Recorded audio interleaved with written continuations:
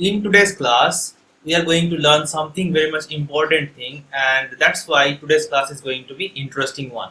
So ধরে নাও যে একটা ব্যক্তি রয়েছে যে খুবই লম্বা এবং তার কাছে একটা গাছের ডাল যেটা খুবই নিচে রয়েছে সেটাকে ধরতে যাওয়া কিন্তু খুব একটা কঠিন কাজ হতে পারে না, যেমন তোমরা দেখতে পাচ্ছ আর টল ম্যান এবং একটা গাছ রয়েছে। তো তার কাছে এই যে গাছের ডাল সেটাকে রিচ করা খুব একটা কঠিন কাজ না, কিন্তু ধরে নাও একজন শর্ট ম্যান রয়েছে বা একটা বালক রয়েছে যে খুবই শর্ট এবং সে যথেষ্ট বেটে সেই গাছের ডাল পর্যন্ত পৌঁছানোর জন্য। তো এই ধরনের যে কম্পারিজন রয়েছে, যেমন একজন টল মানুষ এবং একজন শর্ট মানুষ, যে শর্ট মানুষটা রয়েছে সে কিন্তু unable to reach the branch of the tree. সুতরাং এই ধরনের যে বাক্যগুলো রয়েছে সেগুলো আমরা কিভাবে এক্সপ্রেস করব? আমরা এইভাবে বলতে পারি যে সে গাছের ডাল পর্যন্ত পৌঁছানোর জন্য যথেষ্ট বেটে, বা সে এতটাই বেটে যে সে গাছের ডাল পর্যন্ত পৌঁছাতে পারছে না। সুতরাং একটা বাক্যকে আমরা বিভিন্ন ভাবে বলতে পারি। বাংলায় সরল বাক্য, জটিল বাক্য, যৌগিক বাক্য, এইভাবে আমরা ভাগ করেছি। তো আজকের যে লেসনটা রয়েছে সেটা আমরা পড়ে নেব। তার আগে আরেকটা এক্সাম্পল দেখিয়ে দিই, যেটা হচ্ছে একটা ফ্যাট ম্যান। ওকে, একটা ফ্যাট ম্যান খুবই ফ্যাট, যেমন ধরো এরকম। সো খুবই একটা ফ্যাট ম্যান, তাহলে সে খুবই আনএবল হবে, সে খুব হেজিটেট করবে, সে একটু লিথার্জি হবে, সে খুবই অলস হবে এবং হাঁটতে চাইবে না। বেসিক্যালি সে এতটাই বেশি ফ্যাট যে সে কিন্তু হাঁটতে চাইছে না বা সে হাঁটতে পারছে না। সুতরাং এই ধরনের বাক্যগুলোকে আমরা ইংরেজিতে কিভাবে লিখতে পারি সেগুলোই হচ্ছে আজকের লেসনের বিষয়। সো এটাকে আমরা বলতে পারি he is too fat to walk, অর্থাৎ সে হাঁটার জন্য যথেষ্ট মোটা, বা he is so fat that he can not walk, সে এতটাই মোটা যে সে হাঁটতে পারে না। বেসিক্যালি দুটো লাইনের মানে কিন্তু একই, যে সে খুব মোটা এবং হাঁটতে পারে না।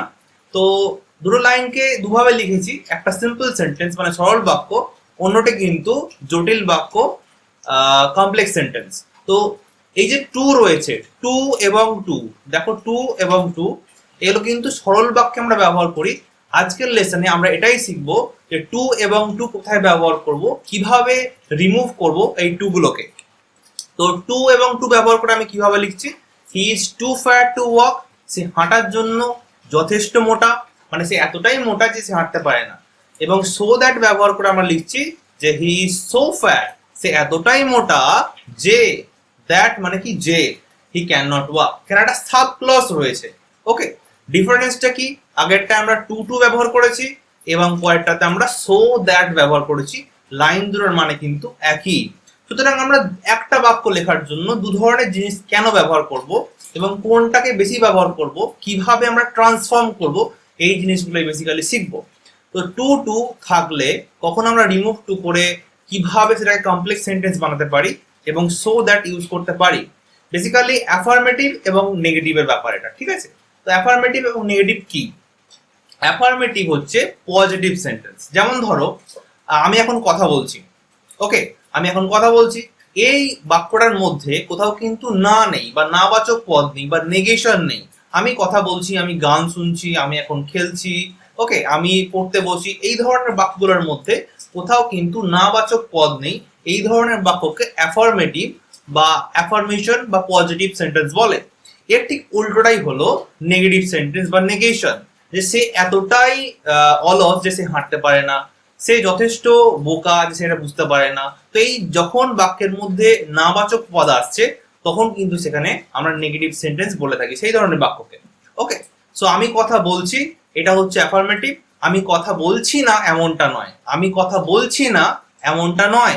তো এর মধ্যে না রয়েছে, মানেটা কিন্তু সেম, আমি কথা বলছি এবং আমি কথা বলছি না এমনটা নয়, এর মানে কিন্তু আমি কথা বলছি। সো একটার মধ্যে নাবাচক পদ নেই, যেটাকে আমরা বলছি পজিটিভ বা অ্যাফার্মেটিভ, এবং ওটাকে আমরা নেগেটিভ বলছি। বেসিক্যালি আমরা এই ধরনের জিনিস করি কেন, আমরা একটা কথাকে বিভিন্নভাবে বলি কেন? কারণ হচ্ছে ভেরিয়েশন। অর্থাৎ একটা মানুষ যদি একভাবেই কথা বলতে শুরু করে বা একভাবে লিখতে শুরু করে তাহলে কিন্তু খুব জিনিসটা মোনোটোনাস হয়ে যায়। সুতরাং একটা কথাকেই বিভিন্নভাবে প্রেজেন্ট করে কিন্তু ল্যাঙ্গুয়েজটাকে ইন্টারেস্টিং এবং একটা ভ্যারাইটি আনার চেষ্টা। তো অ্যাফার্মেটিভ থেকে নেগেটিভ করব আজকে আমরা। অ্যাফার্মেটিভে আমরা টু এবং টু ইউজ করছি এবং নেগেটিভে সো এবং দ্যাট ব্যবহার করে তোমাদেরকে দেখাবো, ঠিক আছে? তো নেক্সট স্লাইড দেখো, এখানে টু টু এবং সো দ্যাট রয়েছে। অ্যাফার্মেটিভ থেকে নেগেটিভ করতে গেলে আমাদের কি করতে হবে?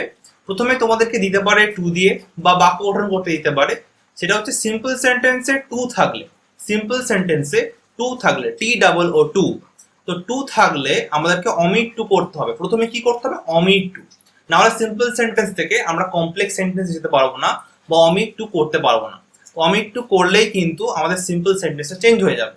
সুতরাং যে ধরনের বাক্যে তোমরা দেখবে টু রয়েছে, টু রয়েছে, সেটা কিন্তু সিম্পল সেন্টেন্স। ওকে, সো একটা এক্সাম্পল দেখো, সিম্পল সেন্টেন্সে টু থাকলে অমিট টু করতে হবে। এই যে টু রয়েছে, he is too weak to walk, he is too weak to walk, সে এতটাই দুর্বল যে সে হাঁটতে পারে না। লাইনটার মানে হচ্ছে সে হাঁটার জন্য যথেষ্ট দুর্বল। এখানে এই যে টু রয়েছে এটাকে আমরা অমিট করে দেব। ওকে, তো নিয়ম কি? অমিট টু করতে গেলে টু উঠে গিয়ে সো বসবে। প্রথম নিয়ম হচ্ছে টু উঠে গিয়ে সো বসবে। এই যে টু রয়েছে, হি ইজ টু শর্ট, এখানে আমরা টুটাকে তুলে দিয়ে আমরা কিন্তু সো ব্যবহার করব, সো ব্যবহার করব। সুতরাং কি হয়ে যাবে? হি is so short, he is so short. যেমন এক্সাম্পলটা দেখিয়েছিলাম, টল ম্যান এবং শর্ট ম্যান, সে এতটাই বেঁটে যে সে হাত পাচ্ছিল না। সুতরাং টু উঠে গিয়ে আমরা প্রথমে সো ব্যবহার করলাম এবং তারপরে দ্বিতীয় টু রয়েছে, এই যে দ্বিতীয় টু রয়েছে এই টুটা, এখানে আমরা কি করব? দ্যাট যোগ করব। ঠিক আছে, তাহলে কি নিয়ম বললাম? একটা হচ্ছে টু উঠে গিয়ে সো বসছে, এই যে টু উঠে গিয়ে এটা সো বসছে, এবং সেকেন্ড টু টিও টু, এটা উঠে গিয়ে কি হচ্ছে? এখানে দ্যাট বসছে। কিভাবে মনে রাখবে? এই যে দ্বিতীয় টুটা রয়েছে এটা হচ্ছে ইনফিনিটিভ টু। ঠিক আছে, এটাকে ইনফিনিটিভ টু বলা হয়। এই দ্বিতীয় টু এর জায়গায় তোমরা দ্যাট বসাবে এবং টি ডাবল ও টু এখানে কিন্তু সো বসাবে, তাহলেই তোমাদের রিমুভ টু কিন্তু কমপ্লিট হয়ে যাবে। এবার এর পরেও কিন্তু কিছু নিয়ম রয়েছে যেগুলো মনে রাখতে হবে, সেগুলো আমি পরে আসছি। তো কি করলাম? He is too short to climb the tree, এই যে লাইনটা রয়েছে এখানে সিম্পল সেন্টেন্স রয়েছে, আমরা রিমুভ টু করে লিখলাম he is so short that he cannot climb a tree. Basically remove too হলো, কমপ্লেক্স সেন্টেন্স হলো এবং সো দ্যাট ব্যবহার করলাম। ঠিক আছে, নেক্সট এক্সাম্পলে যাব, তার আগে দেখে নি স্ট্রাকচার গুলো। ঠিক আছে, তো দেখে নি স্ট্রাকচার যে কিভাবে এই জিনিসগুলো হচ্ছে। স্ট্রাকচার বেসিক্যালি মুখস্থ না রাখলেও চলবে, কিন্তু আমরা প্র্যাকটিস করতে করতে জিনিসগুলো অভ্যস্ত হয়ে যাব। টু টু এর স্ট্রাকচার কি? প্রথমে দেখালাম আমি too too, T double O too এবং টু। এর স্ট্রাকচার হচ্ছে প্রথমে সাবজেক্ট ইউজ হবে, তারপরে ভার্ব থাকবে, অক্সিলারি ভার্ব, এবং তারপরে টি ডাবল ও টু, তারপরে অ্যাডজেক্টিভ বা অ্যাডভার্ব থাকতে পারে, এবং তারপরে ইনফিনিটিভ। যেমনটা বললাম, ইনফিনিটিভের জায়গায় আমি দ্যাট বসিয়েছিলাম, তোমাদের নিশ্চয়ই মনে আছে। সো ইনফিনিটিভ কি? টু প্লাস ভার্বের বেস ফর্ম বা রুট ফর্ম, টু প্লাস ভার্বের বেস ফর্ম, যেমন ধরো প্লে, সিং, এই ধরনের জিনিসগুলো। ওকে, ভার্বের রুট ফর্ম, এক নম্বর রুট। সো টু টু এর স্ট্রাকচার কি? ভালো করে দেখে নাও, সাবজেক্ট, ভার্ব, টু, অ্যাডজেক্টিভ বা অ্যাডভার্ব যে কোনো কিছু হতে পারে। আমি এক্সাম্পল দিয়ে তোমাদের দেখাচ্ছি। যেমন ধরো হি, এখানে হি হচ্ছে সাবজেক্ট, তারপরে ইজ এটা হচ্ছে ভার্ব বা অক্সিলারি ভার্ব হিসেবে রয়েছে। টু উইক, এখানে টু রয়েছে অ্যাডজেক্টিভ এবং তারপরে রয়েছে উইক, অ্যাডজেক্টিভ বা অ্যাডভার্ব যে কোনো কিছু ইউজ হতে পারে এখানে। ওকে, তারপরে রয়েছে টু ওয়াক, ইনফিনিটিভ। সুতরাং ভালো করে দেখে নাও, সাবজেক্ট, ভার্ব, টু এবং তারপরে শেষে কিন্তু ইনফিনিটিভ ইউজ হবে। এটাই হচ্ছে বেসিক স্ট্রাকচার টু এবং টু এর। টু এবং টু, এটা হচ্ছে সিম্পল সেন্টেন্স, আমি যেটা বললাম আগে তোমাদেরকে। এরপরে দেখে নেব সো দ্যাট এর স্ট্রাকচার কি। ওকে, প্রথমে দেখলাম টু টু এর স্ট্রাকচার, এবারে দেখবো সো দ্যাট এর স্ট্রাকচার। তো সো এবং দ্যাট, সো দ্যাট পাশাপাশি বসে না। ঠিক আছে, প্রথমে আমরা সাবজেক্ট বসাবো, তারপরে অবশ্যই ভার্ব, তারপরে সো, অ্যাডজেক্টিভ, তারপরে দ্যাট বসাবো, যেখানে আমরা ইনফিনিটিভ টু এর বদলে দ্যাট বসাচ্ছিলাম, দ্যাট বসাবো। তারপরে subject, can, can not, could, could not, কখনোই কিন্তু অধিক বসবে না, একটাই বসবে, যে কোনো একটা। হয় তুমি ক্যান বসাবে, না হলে ক্যান নট, কুড বা কুড নট, সেটা ডিপেন্ড করছে the meaning of the sentence কি বলতে চাইছে, অর্থাৎ সেন্টেন্সের মানে কি বলতে চাইছে। এবং এখানে যে সাবজেক্টটা ইউজ হবে, যে প্রোনাউনটা ইউজ করবো আমরা according to the meaning of the sentence. ঠিক আছে, তো এক্সাম্পল দিয়ে আমি দেখাবো, হি is so weak that he can not walk. আগের লাইনটারই এটা করেছি। এখানে প্রথমে সাবজেক্ট, হি হচ্ছে সাবজেক্ট, তারপরে ভার্ব, ইজ হলো এখানে ভার্ব, এবং তারপরে সো, দেখো সো, অ্যাডজেক্টিভ রয়েছে উইক, তারপরে দ্যাট রয়েছে দ্যাট, এবং বাদ বাকি জিনিসটা। সো দ্যাট এই যে স্ট্রাকচারটা রয়েছে, তোমরা একটা সেন্টেন্স যদি খেয়াল রাখো, একটা সেন্টেন্স, সেখান থেকে কিন্তু তোমাদের স্ট্রাকচারটা খেয়াল থাকবে। এমন নয় যে পুরোটা তোমাদের মুখস্থ রাখতে হবে, মুখস্থ রাখলেই কিন্তু জিনিসটা তোমরা ভুলে যাবে। So complex sentence, so that যখনই থাকবে সেটা কমপ্লেক্স সেন্টেন্স হবে। দুটো স্ট্রাকচারকে তোমরা কিভাবে মনে রাখবে, একটা এক্সাম্পল দিয়ে। He is too weak to walk এবং he is so weak that he can not walk. স্ট্রাকচারটা খেয়াল থাকবে এই এক্সাম্পলের মধ্যে দিয়ে। এবার আমরা উদাহরণের মধ্যে দিয়ে কিন্তু এই জিনিসগুলোকে আরো বেশি প্র্যাকটিস করে নেব। যেমন আমরা শিখেছি টু টু এবং সো দ্যাট। তো রিমুভ টু করতে গেলে সো দ্যাট ইউজ করতে হবে। তোমাকে যদি বলে এটাকে তুমি কমপ্লেক্স সেন্টেন্স বানাও, পরীক্ষায় দিয়ে দিল যে he is too short to climb the tree, মানে সে গাছে চড়ার জন্য যথেষ্ট বেঁটে, মানে সে এতটাই বেঁটে সে গাছে চড়তে পারছে না। একটা লাইনকে বিভিন্নভাবে বলছে।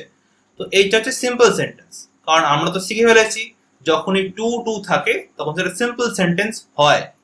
তো পরীক্ষায় তোমাকে দিয়েছে বা কোনো প্র্যাকটিস করছো তুমি, সেখানে তোমাকে করতে দিচ্ছে যে কমপ্লেক্স সেন্টেন্সে বানাও এটাকে, বা রিমুভ টু করে দাও। তাহলে তুমি কি করতে পারছো, এখানে তোমাদের কাছে অপশন খোলা আছে যে he is so short that he can not climb a tree, he is so short that he can not climb a tree. বা সেকেন্ড একটা example, Raktim was too weak to climb the tree, সে এতই দুর্বল সে গাছ উঠতে পারে না। So এটাকে সো দ্যাট দিয়ে তুমি করতে পারো।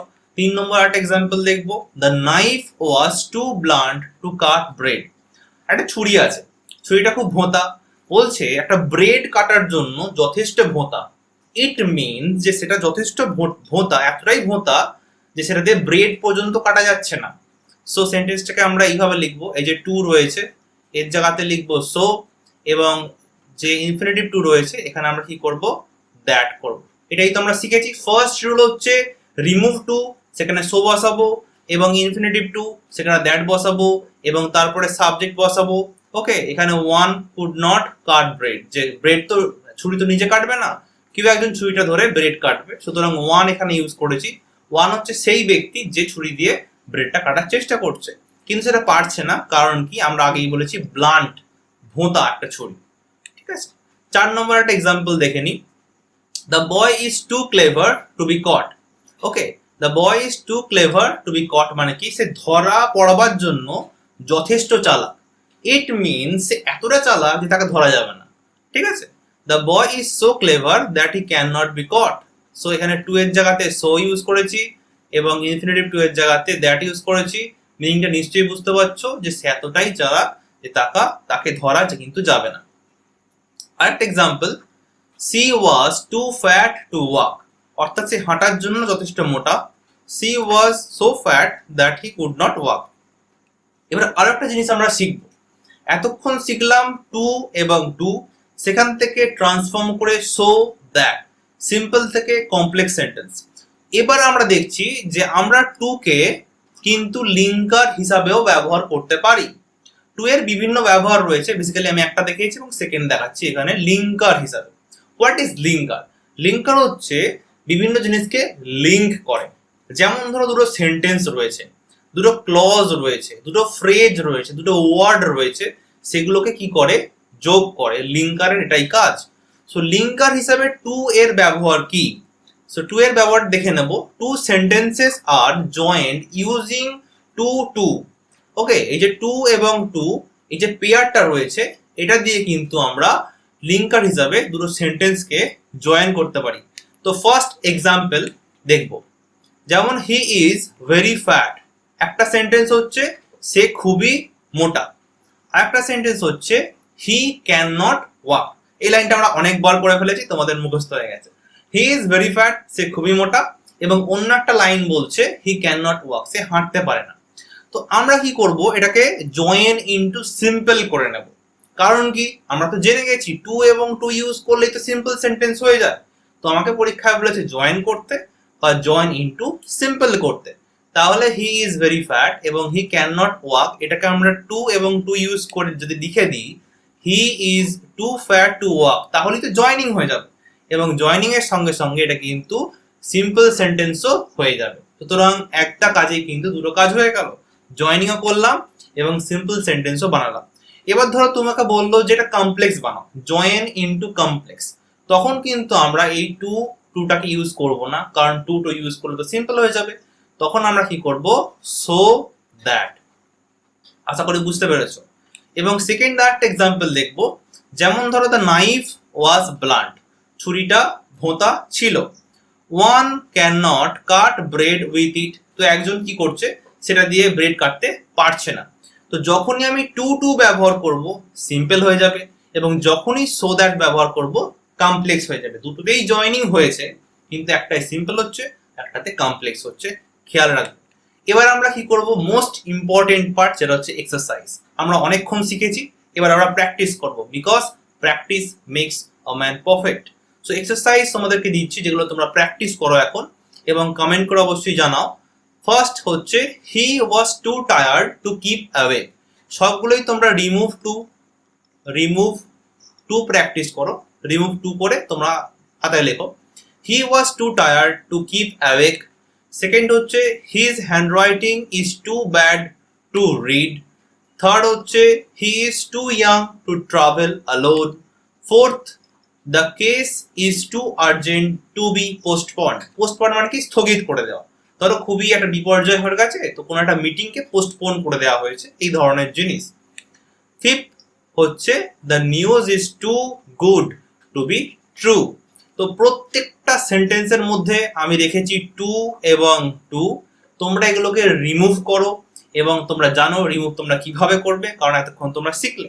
এবং সেকেন্ডলি আমরা শিখেছি লিঙ্কার হিসাবে টু টু এর ব্যবহার। এছাড়া তোমরা সো দ্যাট দিয়েও করতে পারো, কোনো সমস্যা নেই। তো এখানে দুটো এক্সারসাইজ রেখেছি আমি, দুটো কোয়েশ্চেন। ফার্স্ট কোয়েশ্চেন হচ্ছে he is very weak, first sentence, এবং সেকেন্ড সেন্টেন্স হচ্ছে হি can not carry this bag. তো এই লাইনটাকে তোমরা কি করবে, জয়েন করবে।